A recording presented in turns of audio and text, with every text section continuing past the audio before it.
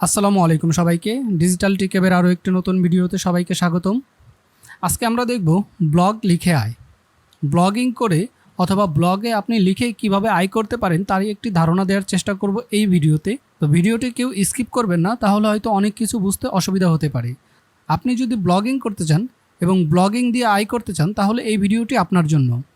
দেখতে থাকুন। আমি চেষ্টা করব এই ভিডিওর মাধ্যমে বেসিক থেকে একটু অ্যাডভান্সে আপনাকে একটা ক্লিয়ার কনসেপ্ট দেওয়ার জন্য। তো চলুন শুরু করা যাক। আমি এখানে কিছু আউটলাইন রেডি করে রেখেছি। দেখতে পাচ্ছেন ব্লগিং কি, ব্লগিং করে আয় করার সহজ উপায়। তো সর্বপ্রথম আমি চলে যাব ব্লগিং কি। ব্লগিংয়ের সহজ ভাষায় বলতে গেলে এক কথায় ব্লগিং হচ্ছে লেখালেখি, অর্থাৎ একটা ওয়েবসাইট থাকবে এবং সেখানে আপনি আপনার লেখাগুলো দিতে থাকবেন। হতে পারে এটা অন্যের সাইট অথবা হতে পারে এটা আপনার নিজের সাইট, যেখানে আপনার পছন্দের টপিকের উপরে আপনি বিভিন্ন আর্টিকেল প্রোভাইড করছেন, অর্থাৎ লেখা দিচ্ছেন। এটাকেই আসলে ব্লগিং বলে। অর্থাৎ অনলাইনে যে লেখাগুলো হয় এটাকেই মূলত আসলে ব্লগিং বলা হয়ে থাকে। এবং আমরা যদি একটু প্র্যাকটিক্যালে যাই, আমি এই লেখাটা কপি করছি এবং গুগলে পেস্ট করে দিচ্ছি ব্লগিং কি। আমি যদি এই সাইটে যাই, ব্লগিং কি লিখে যখন আমি গুগলে সার্চ করলাম তখন আমাকে একটা রেজাল্ট দেখিয়েছে। আমি একটা ওয়েবসাইটে এসেছি, এখানে ব্লগিং কি সম্পর্কে বিস্তারিত লেখা হয়েছে। মূলত এই যে লেখাটা এটাকেই আসলে ব্লগিং বলে। অর্থাৎ আপনি কোনো বিষয়ের উপরে লেখালেখি করছেন, অর্থাৎ আপনার পছন্দের কোনো টপিক, নিশ, সেই নিশের উপরে যখন আপনি লেখালেখি করছেন অথবা অন্যের ওয়েবসাইটে আপনি গিয়ে লেখালেখি করছেন, সেটাকেই মূলত ব্লগিং বলে। এরপর আছে ব্লগ থেকে আয় করার জন্য কি টাকা ইনভেস্ট করতে হয়। আপনি যদি ফ্রি করতে চান তাহলে আপনি এখানে লিখুন ব্লগিং কি। আমি আবার লিখছি, ফ্রি কোনো ওয়েবসাইটে আসলে আসে না। গুগল সার্চে আমরা সাধারণত যে ডোমেন.com থাকে, .com, .net, .in, এগুলোই সাধারণত র্যাঙ্কিংয়ে দিয়ে থাকে গুগল।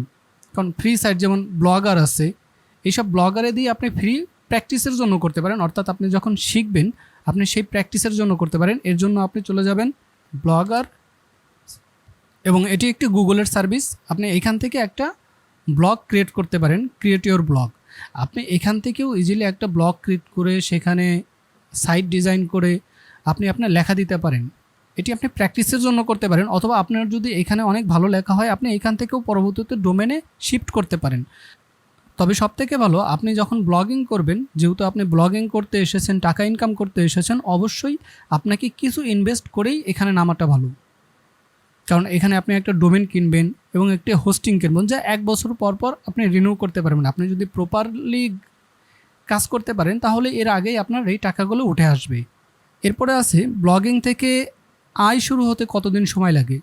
এটা ডিপেন্ড করবে আপনার উপরে, আপনি কতদিনের মধ্যে আয় করতে পারবেন, অর্থাৎ আপনি কত কন্টেন্ট দিতে পারবেন, গুগল র্যাঙ্কিংয়ে কত তাড়াতাড়ি আসতে পারবেন। সব কিছুই ডিপেন্ড করে ট্রাফিকের উপর। অর্থাৎ এটার জন্য 2 মাস লাগতে পারে, 3 মাস লাগতে পারে। আপনি যদি স্লো ডাউনে কাজ করেন তাহলে সেক্ষেত্রে 6 মাস লাগতে পারে। তবে সাধারণত 3 মাসের মধ্যেই আর্নিংটা চলে আসে, যদি আপনি প্রপারলি আপনার ওয়েবসাইটে কন্টেন্ট প্রোভাইড করতে থাকেন প্রতিনিয়ত এবং পারফেক্ট এসইও করতে থাকেন। তাহলে দেখা যাবে যে আমরা যখন কোনো কিওয়ার্ড ধরে সার্চ করব, অর্থাৎ আপনার ব্লগ সাইটে যে লেখাগুলো থাকবে, যখন কেউ সার্চ করবে, যখন ট্রাফিক বাড়বে, তখন থেকে আপনার ইনকামটা শুরু হয়ে যাবে। এখন প্রশ্ন হচ্ছে ব্লগিং করে কিভাবে আয় করা যায়। ব্লগিং করে আয় করার জন্য কয়েকটা মাধ্যম আছে। আমি এখানে মূলত 3টা মাধ্যম দেখিয়েছি। এছাড়াও আরও অনেকগুলো মাধ্যম আছে যে মাধ্যমে আয় করা যায়। তবে শুরুতে যখন আপনি ব্লগিং শুরু করবেন তখন আপনি এই কয়েকটি উপায় দিয়েই খুব সহজেই ইনকাম করতে পারবেন। তবে আপনার ব্লগে অবশ্যই ভিজিটর থাকতে হবে। সেক্ষেত্রে ব্লগে বিজ্ঞাপন দিয়ে ইনকাম, অর্থাৎ আপনি যদি বাংলা ব্লগ লিখে থাকেন সেক্ষেত্রে আপনার ধরেন মান্থলি 5 থেকে 10,000 ট্রাফিক আছে, তখন আপনি বিভিন্ন কোম্পানি আপনার সঙ্গে যোগাযোগ করবে যে আমার একটা অ্যাড আপনার ওয়েবসাইটে চালানোর জন্য। আমরা যদি একটু প্র্যাকটিক্যালি দেখি,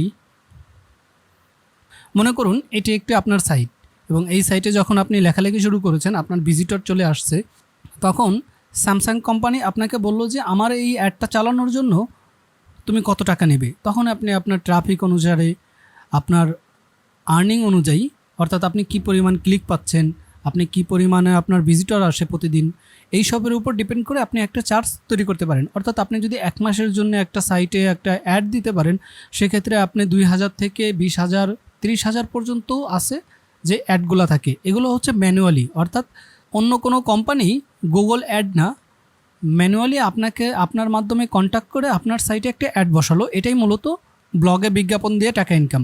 আরেকটা হচ্ছে ওয়েবসাইট মনিটাইজেশন, অর্থাৎ ইউটিউবে দেখবেন যে আপনার যখন ইউটিউবের রিকোয়ারমেন্ট ফুলফিল হয়ে যায় সেক্ষেত্রে আপনি একটা মনিটাইজেশন পান এবং ভিডিও চলাকালীন কিছু অ্যাড আসে, এই অ্যাডের বিনিময়ে আপনি কিছু টাকা ইনকাম করেন। এই ওয়েবসাইটটাও সেম মনিটাইজেশন, গুগল মনিটাইজেশন অর্থাৎ গুগল অ্যাডসেন্স মনিটাইজেশন। যখন আপনার সাইটে ট্রাফিক থাকবে এবং কন্টেন্ট আপনাকে 20 থেকে 30টা যখন আপনি কন্টেন্ট আপলোড করতে পারবেন এবং আপনার কিছু ভিজিটর আছে, তখন আপনি গুগল অ্যাডসেন্সের জন্য অ্যাপ্লাই করতে পারবেন এবং আপনি গুগল অ্যাডসেন্সে যখন অ্যাপ্লাই করবেন এটা ইজিলি পেয়ে যাবেন, কারণ এটার জন্য আপনার 20টা কন্টেন্ট থাকলেই হয়ে যায়। অনেকে আছে 10টা কন্টেন্টেও অ্যাপ্লাই করে পেয়ে যায়। এখানে ভিজিটরটা আসলে মেন হয়ে দাঁড়ায় না, যদি আপনি ভালোভাবে কন্টেন্ট প্রোভাইড করতে পারেন, অর্থাৎ ইউনিক কন্টেন্ট, যে কন্টেন্ট কপিরাইট নেই এবং যে কন্টেন্ট আপনি নিজেই লেখেন, সেখানে আপনি অ্যাপ্লাই করলে গুগল মনিটাইজেশন পেয়ে যাবেন। তৃতীয়ত হচ্ছে অ্যাফিলিয়েট মার্কেটিং। অ্যাফিলিয়েট মার্কেটিং সাধারণত আমাদের বাংলাদেশে খুব একটা নেই, হয়তো কিছু কিছু কোম্পানি আছে যারা অ্যাফিলিয়েট প্রোগ্রামটা রেখেছে, বাকি আমাদের অ্যাফিলিয়েট মার্কেটিংটা নেই। সাধারণত অ্যাফিলিয়েট মার্কেটিং বাংলাদেশে কোনো বড় বড় কোম্পানির সাথে অ্যাটাচড না। তো অ্যাফিলিয়েট মার্কেটিংয়ের জন্য আপনি ওয়ার্ল্ড ওয়াইড কন্টেন্টকে সিলেক্ট করতে পারেন, সেখানে অ্যামাজন করতে পারেন, আলিবাবা করতে পারেন, গ্যাজেট গিয়ার করতে পারেন, এরকম হাজারো আছে, ওয়ালমার্ট আছে, ইবে আছে, এখানে হাজারো ওয়েবসাইট আছে যার মাধ্যমে আপনি অ্যাফিলিয়েট, অর্থাৎ আপনি কোনো ওয়েবসাইটে যখন যাবেন তখন কোনো প্রোডাক্টে, ধরুন এখানে লেখা আছে ব্লগিং করে বিভিন্ন উপায় আয়, এখানে কোনো প্রোডাক্টের লিঙ্ক আপনি দিয়ে দিলেন, সেই লিঙ্ক থেকে যখন কেউ এটা কোনো প্রোডাক্ট কিনবে সেই কমিশনটা আপনি পেয়ে যাবেন। এটাই মূলত আসলে অ্যাফিলিয়েট। এখন মাসে কত টাকা আয় করা যায়, এটা একটা কমন প্রশ্ন থাকে যে মাসে আয় করা যায়।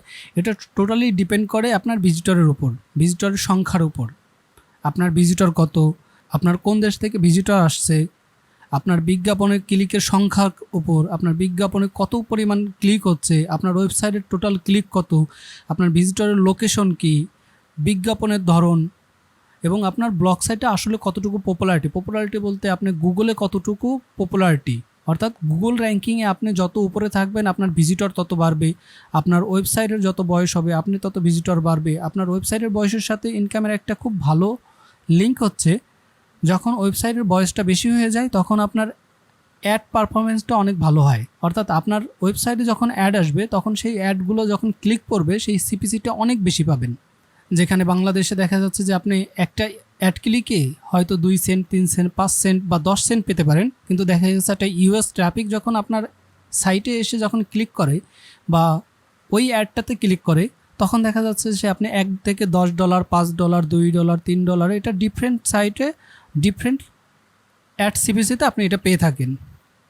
ব্লগিং করার জন্য আসলে এই যে কয়েকটি আমি প্রসিডিউর দেখলাম এটাই আসলে মূলত, এখন এর মধ্যে আসলে এটা জাস্ট বেসিক, আপনাকে শুরু করার জন্য এটাই এনাফ। আপনি আজকে থেকেই শুরু করতে পারেন, ব্লগারে একটা অ্যাকাউন্ট খুলে একটা ব্লগ খুলে আপনি সেখানে আজকে থেকে লেখালেখি শুরু করতে পারেন। তবে লেখালেখির ক্ষেত্রে অবশ্যই সিলেক্ট করে নেবেন যে আপনি কোন টপিকের উপরে লিখছেন, সেই হিসাবে আপনার সাইটটিকে একটু ডিজাইন করলেন এবং প্রতিদিন কন্টেন্ট দিতে থাকলেন। এবং আপনার যদি মনে হয় যে না আমার ইনভেস্টমেন্টটা আছে, আমি ইনভেস্টমেন্ট করতে পারবো, সেক্ষেত্রে আপনি ডোমেন হোস্টিং কিনে একটা ওয়ার্ডপ্রেস ওয়েবসাইট দাঁড় করিয়ে আপনি সেখানে লেখালেখি করেন, এইটাই সবথেকে বেটার। তো আজকে এই পর্যন্তই। ব্লগিং কি, ব্লগিং করে আয় করার সহজ উপায় নিয়ে আমি কিছু একটা ধারণা দেওয়ার চেষ্টা করেছি মাত্র। যদি ভিডিওটি আপনার উপকারে এসে থাকে অথবা ভালো লেগে থাকে তাহলে অবশ্যই লাইক করবেন, আর চ্যানেলে নতুন হয়ে থাকলে সাবস্ক্রাইব করবেন, আর পরবর্তী ভিডিও পেতে অবশ্যই বেল আইকনে ক্লিক করে আমাদের পাশেই থাকবেন। তো সবাই ভালো থাকবেন, ধন্যবাদ।